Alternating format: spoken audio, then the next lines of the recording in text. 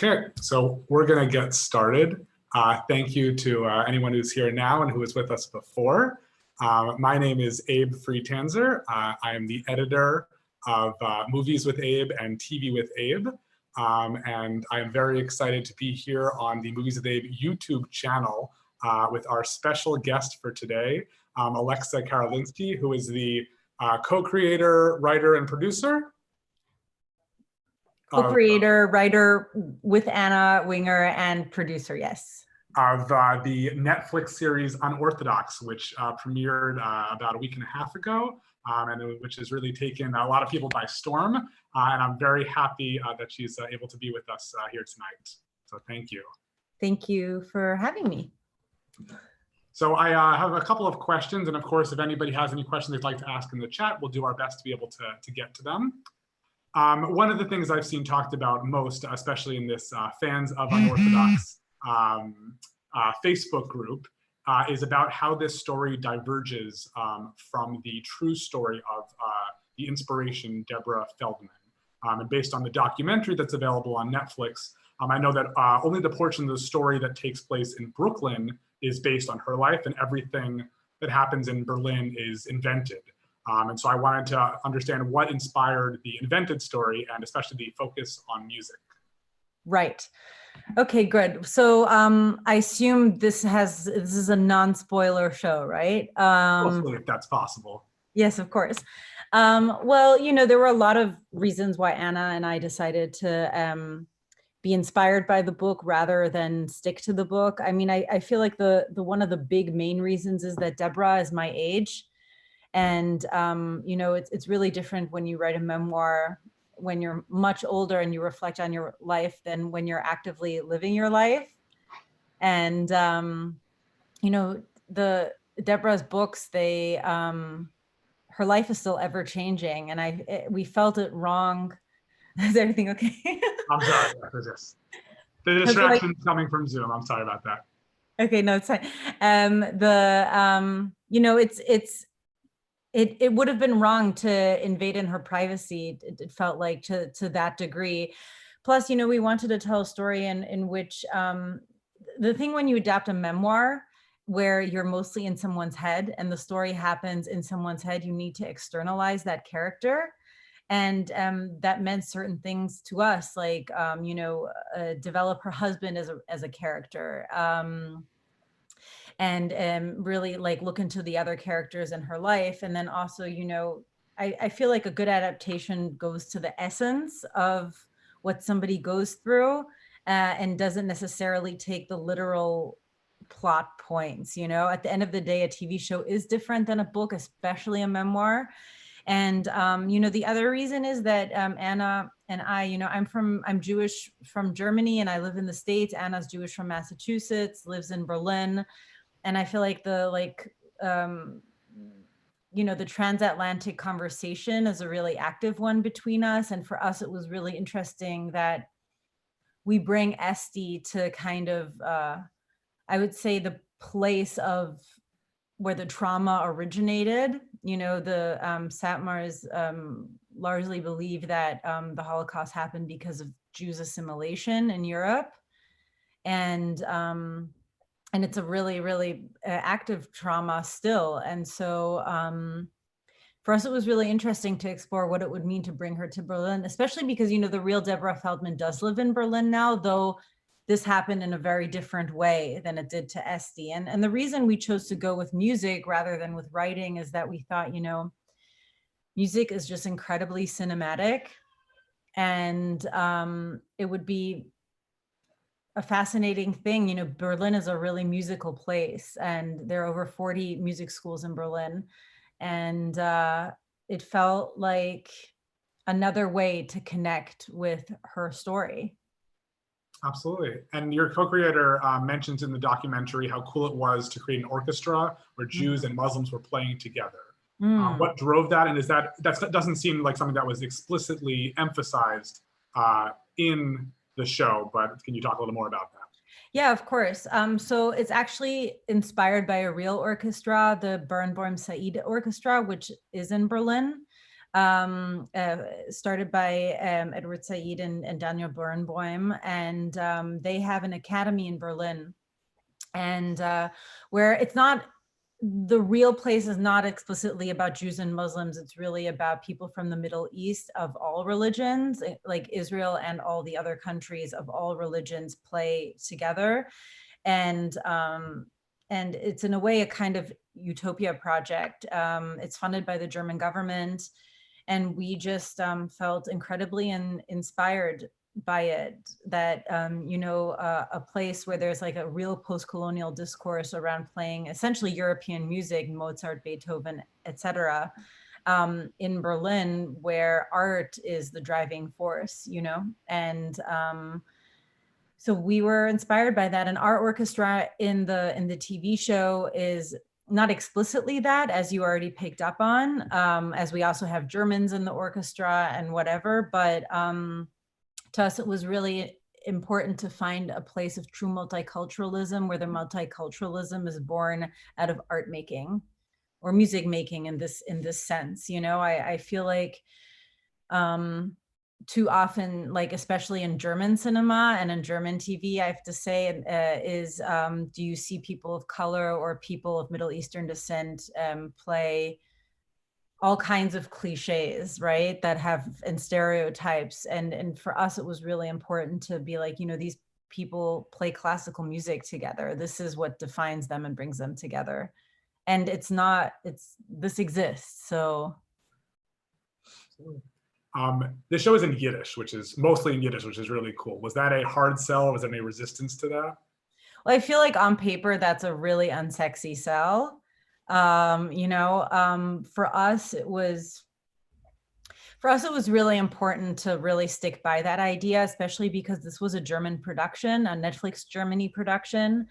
And, most publicly funded entertainment in Europe needs to be of the tongue of the country. So for me, it felt, if we're going to double down on bring Esti to Germany, we absolutely cannot have like German speaking actors like speak German in Williamsburg. Like that was a complete no-go, obviously, for completely obvious reasons. And so the Yiddish element was really important. I feel like the only other way would have been to like have everyone maybe speaking English, but it just never felt right. It just felt like this was a really, really important element and decision to the show to make it more authentic. And and thankfully, Netflix went with that.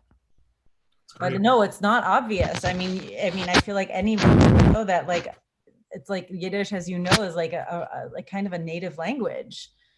And so who speaks it other than like grandparents and Hasidic Jews and like some academics, right? It's really tough. But yeah.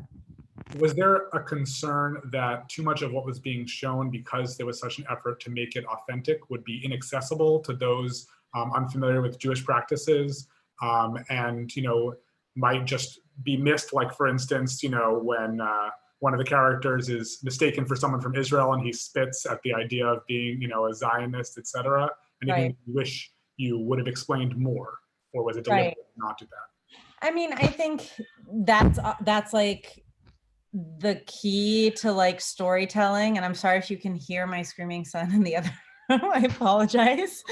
But yeah, I mean, of course that's a key. That's that's a constant back and forth, is like, how much ritual do we show? How much do we explain? How much do we not explain?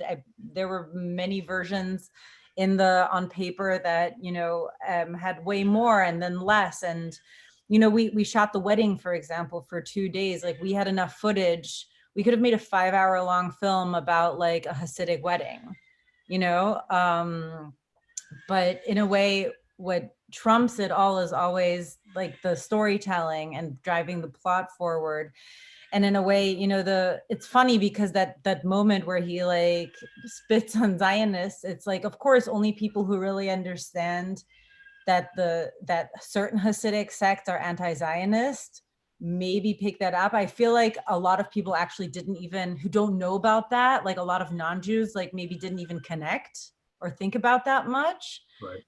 And then I feel like it's a really easy Google, It's kind of like the thing, you know, there's so much, I feel like one of the great things actually about making something in a world where there's a lot of information is that, you know, people can find out more about rituals, you know, in a way it's not, you know, that's what a documentary is for, or, you know, there's this book called Hasidism, which is that's this thick that we all read. And if anybody wants to know more about that, it's a really great resource. That's great. Was there a concern also that this portrayal of one kind of Jewish community would reflect poorly on all Jewish communities, and did that influence how you approached the making of this? Yeah. Um, I want to say no, but not out of naivete, more out of the fact that I really truly believe that Jewish culture is not monolithic. And I think it's really important to kind of actually just go with that thought, is that yes, this focuses on one element of it, but you know, there's so much other stuff that focuses on other elements of it, and it's not one movie or one TV show's job to show everything. I mean, think of all the TV shows you like, and I mean, my God, I mean, think about all the other cultures and religions in the world and how some of those are portrayed in some television shows. I don't even believe that Hasidic Judaism is painted in such a bad light in the show, actually, you know, like what we went with, and that was really the driving force, is our main character, Esty. And like her story, you know, was the priority. And I do feel like we would have gotten lost and in trouble with it, I think, if we had said, okay, well, this is a show about that community. And then that's wrong, because then, you know, who are we to talk about that? But this is about, you know, Esty and what she goes through. And frankly, it's about Yanki and Moishe, who are like both in a way, like, I think have their own personalities and histories and effects of growing up in such an insular world, you know? You know, I think people who are scared of anti-Semitism because of a show like this will be scared of anti-Semitism with everything, you know? I also think, I mean, growing up in Germany, and like, I'm so sorry, delving very deeply into like the Holocaust and what led to the Holocaust, and trying to really understand it on many levels, like in order to actually be German. You know, I think it would be really wrong to say that Jews create anti-Semitism, you know, through the stories they tell, you know. I think that's actually quite a problematic notion, you know. But you know, there were a lot of assimilated Jews in Germany who blamed anti-Semitism on the more like East Jews, on like, you know, Orthodox looking Jews. And they said, you know, if they weren't here, then the Germans wouldn't hate us. But obviously, you know, that's like, I don't know. I mean, that's a whole different conversation. It's an interesting conversation, but no, I don't believe that. I actually believe showing Jewish culture as having all kinds of different people, it really helps. And I have to say that the amount of messages and love we're getting from everywhere in the world, like we're number 7 in Saudi Arabia right now, which I can't explain. Awesome. Like, Yeah. I don't understand why, but you know, we're getting all kinds of messages from everywhere in the world, and so much from the Muslim world saying this culture is so similar to our culture. Like, and I think that's very important, and it means that people are connecting with the emotions of the characters, you know? Absolutely. And so we also usually see sex as something that's painless and glamorized in, you know, most media. Can you talk about featuring and specifically naming vaginismus, and whether there were any reservations about doing that, and have there been any reactions from anybody, you know, who has experienced it or just is happy to see that included? Yeah. Or unhappy? We've gotten a lot of positive. I have to say that our like cultural consultant, language coach, translator Ellie Rosen gets way more messages currently from like the Hasidic world or ex-Hasidic world. So a lot of it, I get information I get from him, or like or Jeff, who's also an ex-Hasid who plays Moishe. But it seems like vaginismos is actually something quite common among many people, and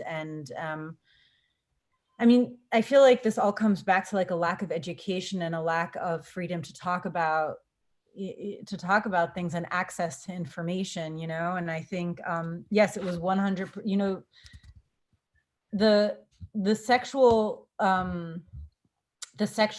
you know, the stuff like in Unorthodox, the book, this is a huge topic. And it was very important, you know, we're female creators and writers. There was a female director. To us, it was really important to go there, you know, by all intents and purposes, is to go there. And of course, there were discussions about like, how do we go there, and how much do we show, how much don't we show, you know? Again, that's always like a storytelling decision. But yeah, I think it's really, I think more and more movies and TV shows are going to also show, you know, other relationships to sexuality. The more, I feel like, especially women make things, the more there will be, you know, it won't just be objectified and glamorized, you know, because obviously anybody knows it's that's really complicated, and, you know. Yeah, absolutely.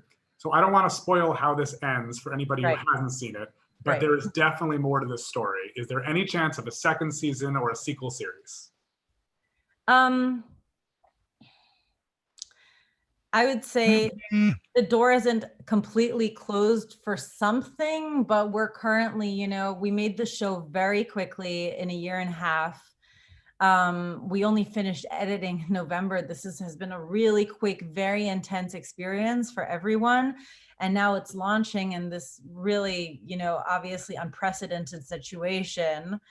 I feel like it's really hard for anyone to talk about what's next, you know? So I feel like, you know, get back to us in a couple of months. It's not in the works right now. No, you know, Shira Haas, who plays Esther, was supposed to be in LA right now. Like everyone had plans like you did, and like everybody did. So it's kind of now just a whirlwind of catching up. Plus we really didn't assume this was going to be like this, you know? We didn't know. It's by all intents and purposes like a small show.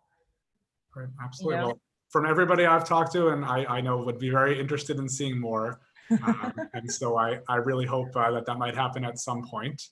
Thank you. And I want to thank you very much for your time today. I also want to thank Sasha Berman for helping to make this happen. Yes, Sasha's the I best. encourage anyone who hasn't seen the show already to log on episodes of Unorthodox. And for those who are interested in more conversations like this, subscribe to the YouTube channel Movies with Abe. Follow us on Instagram, like us on Facebook, and visit movieswithabe.com and tvwithabe.com. Thanks again, Alexa, for being with us today. Thank you. Have a good night. Bye.